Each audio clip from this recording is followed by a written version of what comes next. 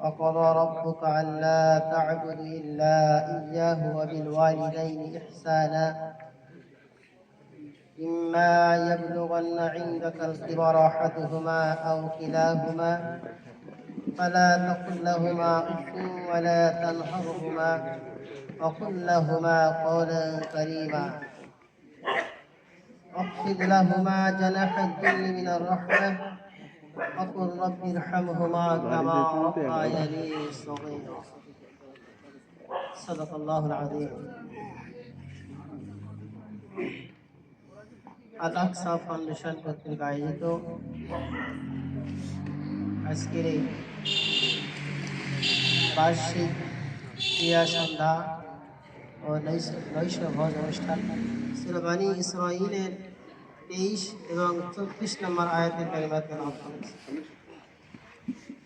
আল্লাহ তাআলা প্রধানত দুটি আদেশ আমাদের জন্য দিয়েছেন। এক, আমরা যেন শুধুমাত্র তারই গোলামি করি। দুই, আমরা যেন আমাদের পিতামাতার সাথে ইহসান করি। মূলত পরের আদেশটাও প্রথম আদেশের পরিপূরক। আল্লাহ রাব্বুল আলামিন আয়াতে কারিমায় বলেছেন, ওয়াকাদা রাব্বুকা আল্লা তা'বুদু ইল্লা ইয়্যাহু।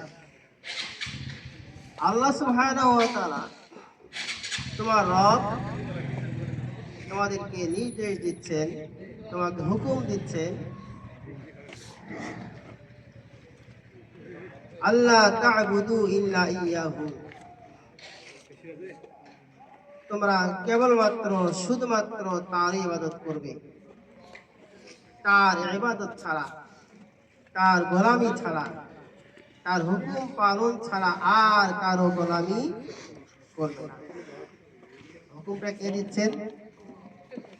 একটু কথা বলি, কে দিচ্ছেন হুকুমটা? আল্লাহ। এখানে রব্বুল আলামিন আমাদেরকে ইবাদত করতে বলেছেন।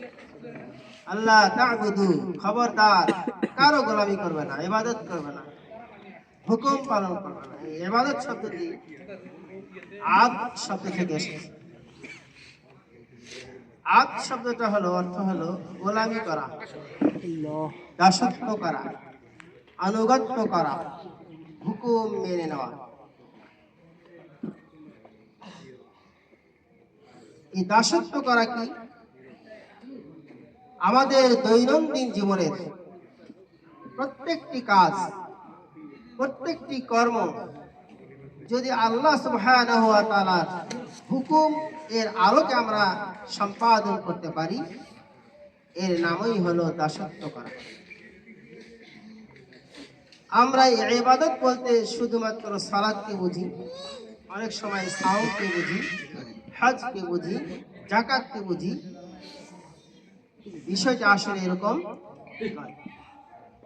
মুমিনদের দৈনন্দিন জীবনের প্রত্যেকটি কাজ যদি আল্লাহ সুবহানাহু ওয়া তাআলা এবং রাসূল করিম সাল্লাল্লাহু আলাইহি ওয়াসাল্লামের দেখানো পদ্ধতি অনুযায়ী হয়, সেটা হবে আমাদের ইবাদত। আমরা ঘুমোতে যাই, আল্লাহর রাসূল সাল্লাল্লাহু আলাইহি ওয়াসাল্লাম আমাদের দোয়া শিখিয়ে দিয়েছে। ঘুম থেকে উঠবো, রাসূল দোয়া শিখিয়ে দিয়েছেন। ওয়াশরুমে যাব, দোয়া শিখিয়ে দিয়েছেন। বের হবে কিভাবে এবং কি দোয়া বলবো সেটাও শিখিয়ে দিয়েছেন। আমরা কৃষি কাজ করি, আমরা চাকরি করি, আমরা ব্যবসা বাণিজ্য করি, যা করি সবটাই আমার ইবাদত, যদি আমরা আল্লাহ এবং রাসূলের দেখানো পদ্ধতি অনুযায়ী আমরা করতে পারি। সুবহানাল্লাহ।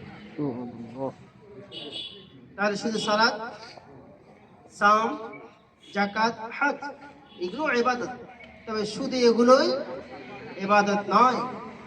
আমাদের প্রত্যেকটা কাজকর্ম যদি আমরা রাসূলের দেখানো পদ্ধতি অনুযায়ী করি, আল্লাহ তাআলার দেওয়া বিধিবিধান মোতাবেক করি, তাহলে প্রত্যেকটি কাজই আমার ইবাদতে পরিণত হবে। এই জন্যে আমাদের প্রত্যেকটি কাজ আমরা এভাবে করার চেষ্টা করব। আল্লাহ তাআলা তৌফিক দান করুন বলে আল্লাহুম্মা আমিন। পরের হুকুম হলো ওয়াবিল ওয়ালিদাইনি ইহসানা, তোমরা পিতামাতার প্রতি ইহসান করবে। পিতামাতার প্রতি কি করবে? ইহসান। ইহসান শব্দটির অনেক অর্থ, তার মধ্যে আমি যেটা বলতে চাচ্ছি সেটা হলো তুলনামূলক ভালো ব্যবহার। তুলনামূলক ভালো ব্যবহার। বাবা মার সাথে যে ব্যবহারটা করব, যে আচরণটা করব, যেভাবে কথা বলবো, যেভাবে উঠা বসা করব, যেভাবে লেনদেন করব, তা যেন হয় সকল মানুষের তুলনায় সবচেয়ে ভালো। এর নাম হলো ইহসান। আসলে আমরা কি এভাবেই বাবা মার সাথে আচরণ করতে পারছি? আমরা কি আসলেই সবার চেয়ে ভালোভাবে কথা বলতে পারি? আমি বন্ধুদের সাথে করি একরকম কথা, আমি আমার ওস্তাদের সাথে যেভাবে কথা বলি, এদেশের কোনো মন্ত্রীর সামনে যদি আমাকে দাঁড় করে দেওয়া হয়, আমি যেভাবে পোলাইটলি কথা বলবো, শ্রদ্ধার সাথে কথা বলবো, নম্রভাবে কথা বলবো, এর চেয়েও ভালো আচরণ করতে হবে বাবার সাথে, মায়ের সাথে। এর নাম হলো ইহসান।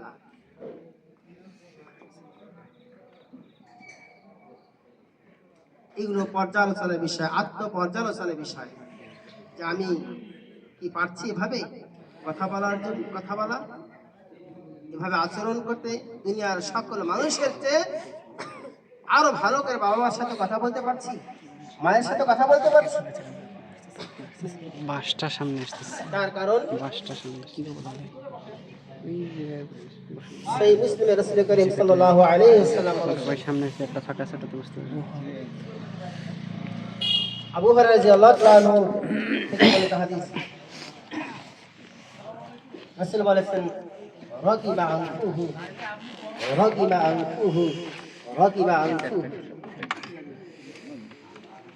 ওই ব্যক্তির নাক ধুলা মলিন হোক। রাসূল এটা অভিসম্পাদমূলক কথা। ওই ব্যক্তির নাক ধুলা মলিন হোক, ওই ব্যক্তির নাক ধুলা মলিন হোক।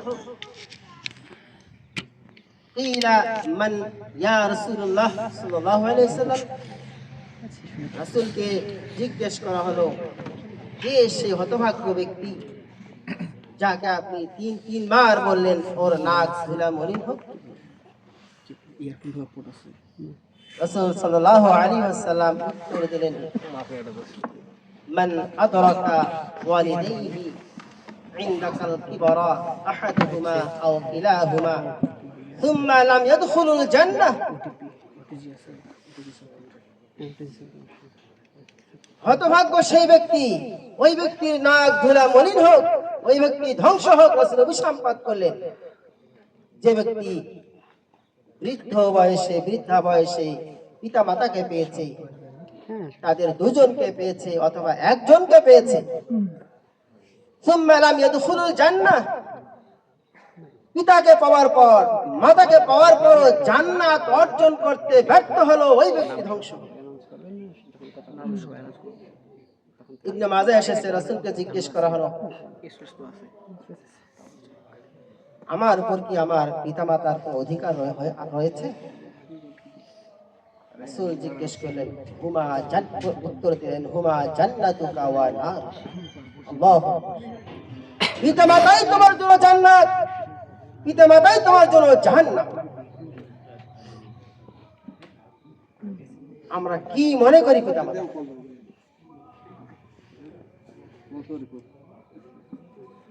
সম্মানীয় উপস্থিতি, বলছিলাম আল্লাহ সুবহানাহু ওয়া তাআলা আমাদেরকে বলেছেন ওয়াবিল ওয়ালিদাইনি ইহসানা, তোমরা পিতামাতার সাথে ইহসান। কিভাবে ইহসান করবে, কেমনে ইহসান করবে, কথা বলবে কিভাবে? এই ইহসান করার কিছু পদ্ধতি আল্লাহ সুবহানাহু ওয়া তাআলা 5টা নির্দেশনা দিয়েছেন। তেলাওয়াতকৃত আয়াতে কারিমায় 5টা আল্লাহ তাআলা হুকুম দিয়েছেন, তোমরা এভাবে এভাবে পিতামাতার সাথে ইহসান করো।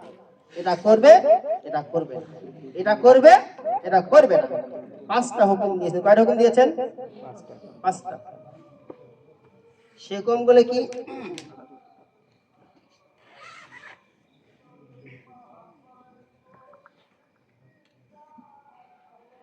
ইম্মা ইয়াবলুগান্না ইনদাকাল কিবারা আহাদুহুমা আও কিলাহুমা ফালা তাকুল লাহুমা উফ। 1 নম্বর হুকুম হলো, যখন তোমাদের মাঝে কেউ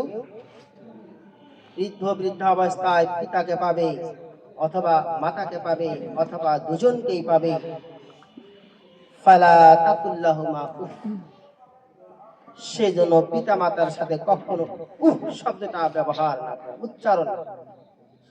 বিরক্তি সূচক শব্দ রাসূল এখানে কোরআন আল্লাহ সুবহানাহু ওয়া তাআলা এখানে উফ শব্দটা বলেছেন। এর অর্থ এটাই, বিরক্তি সূচক কোনো কথা, কোনো শব্দ বাবা মার সামনে উচ্চারণ করা যাবে না।